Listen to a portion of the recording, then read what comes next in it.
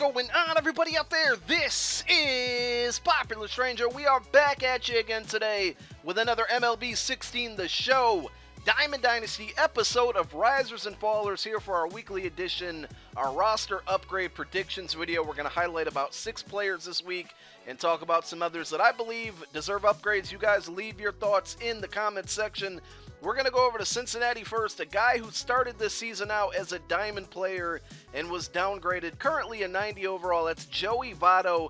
Since the All-Star break, this guy is hitting .550, 2 home runs, and 5 runs batted in. Over his last 15 games, a .417 average, 3 home runs, and 8 runs batted in. On the year, he's got 16 long balls and 47 runs batted in. 12 of those 16 home runs and 34 out of 37 of his RBI are coming against right-handed pitching, so maybe we'll see an increase to both contact and power against righties. I think he'll get a +1 upgrade eventually if he can keep this pace up.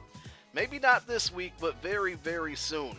Evan Longoria tortured my Colorado Rockies this week, and he's been playing really good baseball. Year-to-date, .291 average. Another guy who's been downgraded and then upgraded again this season. 22 home runs on the season, 54 runs batted in, but over his last 15 games, he's got a great batting average, .339. He's knocked in 10 runs and has 4 home runs. 20 of his 22 home runs are coming against right-handed pitching. Now, he's a righty himself. This could be a really good card in-game. A lot of people like to go with pitching matchups, matching lefty pitchers against lefty batters. He's a guy who can take advantage of a right-handed pitcher if they give him the proper stats. Again, 20 of 22 home runs against righties. Give him some right-handed power in the game, please. Another guy who's been crushing home runs is Chris Davis from the Oakland Athletics. 4 home runs and 6 runs batted in since the All-Star break. Other guys who have hit 4 home runs since the All-Star break: Jed Jerko, Matt Kemp, Albert Pujols, who we're going to talk about in a little while. But Chris Davis with 23 home runs on the season. Now, we talked about him many weeks ago that he deserved an upgrade. I can't remember if he did. All I know is that this is a really good pickup for the A's from the Brewers. He's having a good season. Doesn't have the greatest batting average, but he's driving runs home and he's hitting the ball out of the park. Again, 23 home runs, 61 runs batted in. He's had 24 runs batted in over the last 30 games, so he's been hitting the ball very well, and I think he is due for an upgrade. Hopefully they'll give this guy the props that he deserves.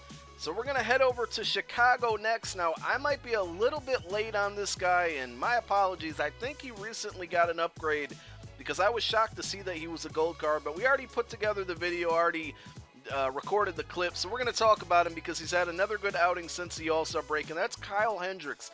9-6 record on the season. Not really great, but he's got a 2.27 ERA. That's one of the best in the majors.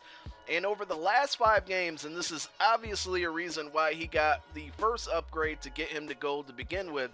Over the last 5 games, his ERA is 0.72. I think he really just gets overshadowed by John Lester and Jake Arrieta.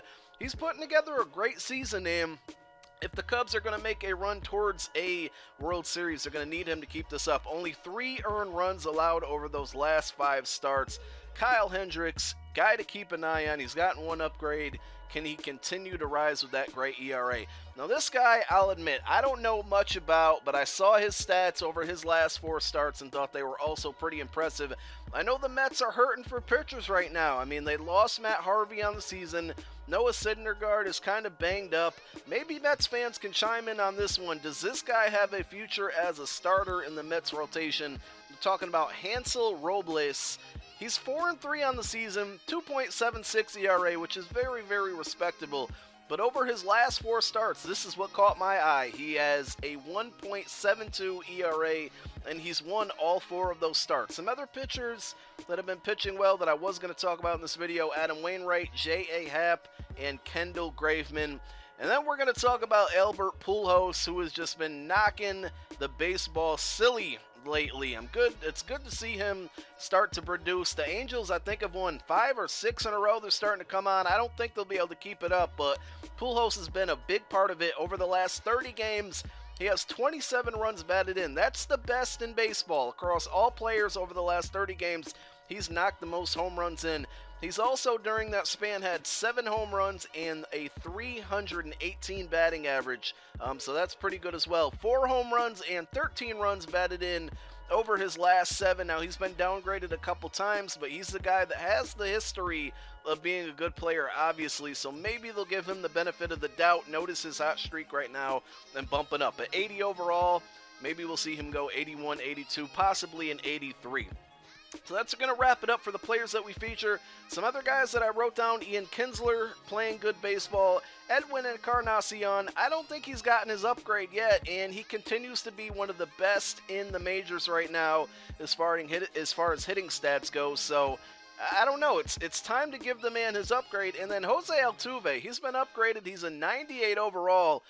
Does he deserve a 99? You guys let me know in the comments section. He has the best batting average since the All-Star break, and he just doesn't seem to be slowing down. Do you guys think Jose Altuve should join the ranks of Clayton Kershaw and Mike Trout and get a 99 overall? Thanks for watching, guys. I'm out. Peace.